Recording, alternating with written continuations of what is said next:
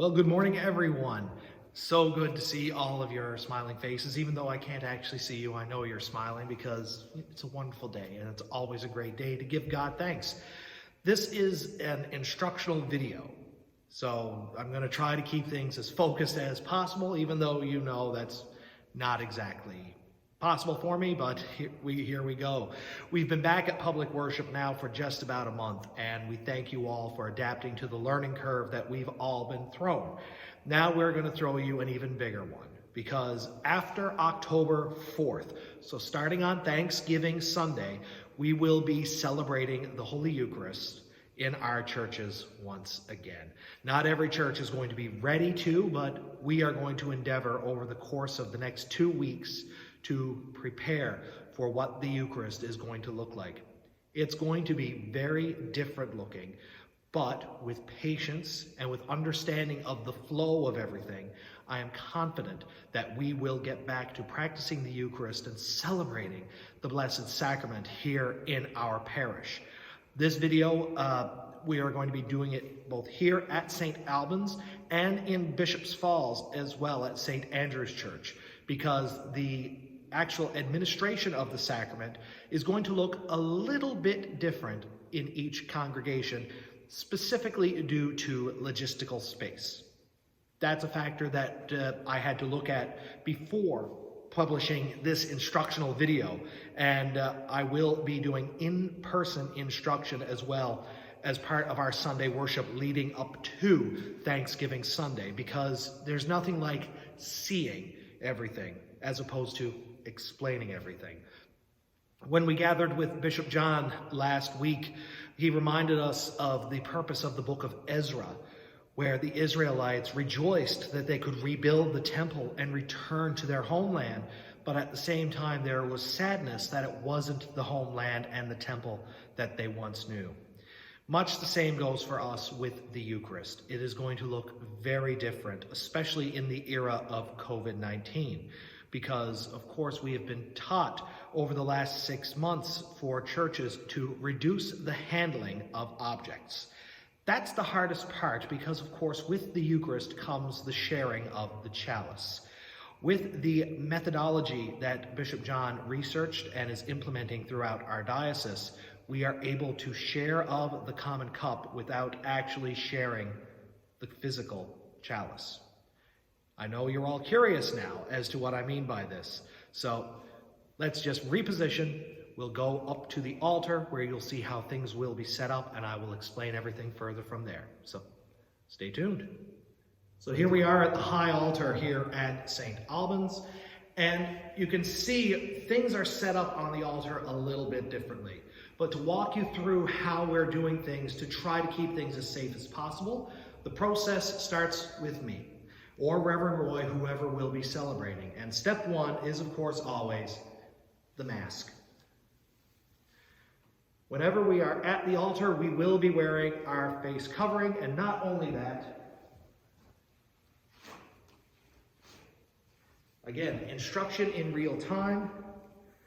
As long as we are at the altar, this never works out when you want it to.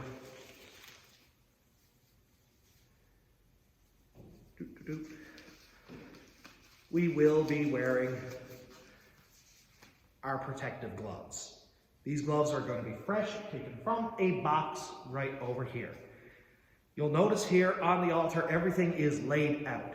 And this will be the setup. We have our ciborium here for the bread, our cruet for the wine, a chalice, the paten for the priest's toast, and a smaller chalice right here. For St. Albans, this is the one from our intinction set. At St. Andrew's, I will be using my home communion kit. During the prayer of consecration, everything will be laid out like this. There's an extra cloth to accommodate everything that we have. The water will still be at the credence table, but we will be consecrating everything as you see here. All of the wine will be consecrated in the cruet, or the larger ones sometimes are called a flagon. You may notice that we do this a lot of times when we have a large crowd and we can't predict how much wine we need in the chalice. And we still pour from here into the chalice. More on that in just a second. So when everything is poured up and ready to go, during the prayer of consecration, I will be elevating the bread, the priest's host, and wine that I pour from here into the chalice. This will all be consecrated at the same time, and here is how the common cup is going to work. Because, of course, this is the common consecration. This is the shared wine that we all use. Whether we consume it all from here, whether it's been done with intinction, it's all been the same source of wine. And that's the important part to note with all of this. So following the prayer of consecration, I or Reverend Roy, whoever is presiding over the Eucharist, will receive from this chalice and the priest's host. The Eucharistic assistant, who would be over here normally at a distance of 6 feet or 2 arms, will receive the bread, and they will receive their wine from the small chalice. That's how it's going to look up here. Following that, the presider takes the ciborium of bread with gloves on, and the Eucharistic assistant takes the flagon of wine. This is where things are going to look even more differently. So stay tuned. We're going to go down to the chancel steps. From the chancel step, this is where things get very important. I'm going to move the camera, so just bear with me for a moment. You may see I have everything angled over here. The presider and the assistant will be at either side of the chancel step, one near the pulpit, one near the lectern. Over at the lectern is where you will receive the bread. It's very important to note, you come up pew by pew. So whoever is in the first pew comes forward. No one else lines up until that pew has reseated themselves. That's the important part to note. And all this will be explained a lot better on Sunday when people are physically here. So they will receive their bread from right here. Then they will proceed directly over here, where the assistant will be right here with the wine and an individual glass. The wine will be poured into the glass, just enough for you, placed on the table, and you take it. If you don't wish to take it, that is your choice. Much has been the practice for centuries. The fullness of Christ is in both the bread and the wine, and in the participation of the service. It's hard to breathe with these things on sometimes. But the whole point is, we are still going to be offering the common consecration, not through intinction, because this is far safer for us to do.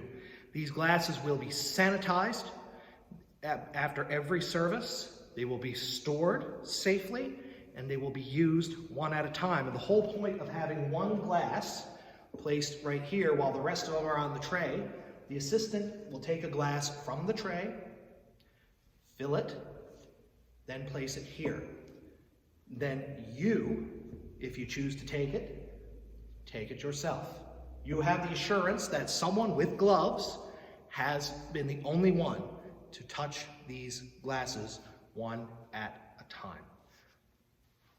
After you are done with your glass, over here, there is a basket. You place your glass there, and you proceed back to your pew. How that's going to look, I'll teach you all on Sunday, but that's how things are going to look here at St. Albans.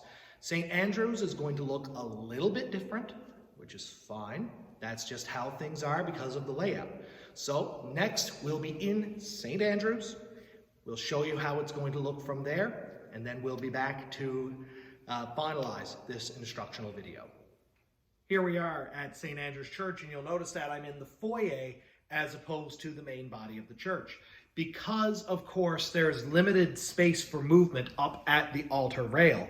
We will be doing the administration of the sacrament from here in the foyer. It's the easiest way for us to do it to promote safe social distancing and ease of movement.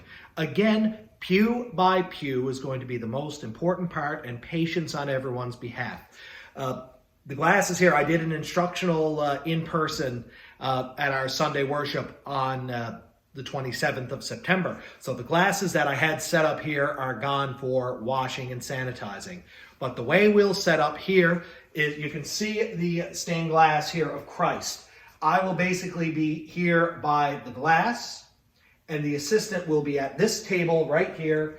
The empty cups will be on one side of the table. You'll pick up your cup from the middle of the table, and there will be a basket again on the opposite side to deposit your used cup in. All of this will be clearly labeled as well. And again, over the course of the next few days, rewatch this video and there will be more in-person instruction. So that's how the administration is going to be happening here at St. Andrew's Church. We know this is a lot of information for you to take in, but I do hope that this brief instructional video, I say brief even though after editing this is likely going to be about 10 minutes or so. We just hope that this paints the picture for you as to how we will be celebrating the Eucharist. It's going to be very, very different with the flow. And I had to show you both congregations to show you how things are going to look. The altar setups will be the same. Receiving will still be bread, and if you choose, wine from the individual cup. Important thing to note for both congregations, when you come up to receive, you will be required to wear your mask, your face shield, whatever you are using as per government guidelines. That's going to be very important. But when you get to where you are, when you take the bread, just pull your mask down, consume, pull your mask back up to go over and receive your wine. Again, there is no obligation, nor has there ever been an obligation to receive the wine. Christ is present in the bread. Christ is present in the wine. Christ is present in your participation in Sunday worship. Christ is here when you are praying, when you are singing, sitting in the silence, and by being here in the community. That's the important part to note about all of this. It's a huge learning curve for all of us. We as your clergy are still trying to get used to everything that we need. What glasses we are going to be using, whether they'll be glass reusable or biodegradable. We're not encouraging the use of disposable plastic where it can be avoided. Some of us don't have that option. Here in the Parish of Windsor-Bishop Falls, we will be using glass. So be very careful not to drop anything because, of course, we have purchased the glasses as they are, and they're easy to replace if we need to replace a couple at a time. We don't want to drop all of them. We hope we have appropriate numbers for each congregation at this point. If we don't, that's fine. It's understandable. We'll stock up as we are able to. So all of that is going to start happening as of Thanksgiving Sunday. How that's going to look on Thanksgiving Sunday itself, I am in conversation with Reverend Roy about it because I can't be in two places at once. So we'll figure things out from there. And then after that, it will resume an alternating Sunday schedule. So wherever I am at 11 o'clock, will be the Eucharist service. The alternating services will be morning or evening prayer, depending on the time of worship that is scheduled for the congregation.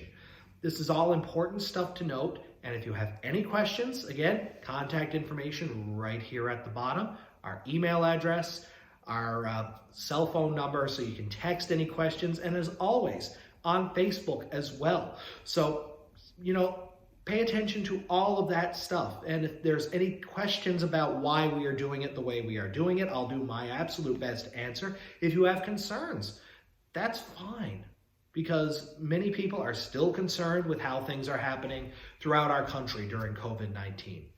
That's perfectly fine. If you have any apprehensions about receiving the Eucharist, again, that's fine. If you are here, you are receiving the fullness Christ, and that's the important part to note. The church has been teaching this for centuries. This is not a new teaching. It's just a new method using the individual cups shared from the common consecration. It's not individual prepackaged. It's the common cup shared amongst us all. So I hope this video was informative for you. And again, if you have any questions, the information is down below me, come on the screen. It's already been there. So everyone, I hope you have a great day. Thank you for your patience in getting everyone back to worship. Again, control for the camera is right here. So we hope to see you again on Sunday. We're still looking at ways to provide digital worship for everyone. It's just, we're readjusting to everything. So stay tuned for any of that. I hope you all have a wonderful day. You continue to stay safe, and may God richly bless each and every one of you. Take care.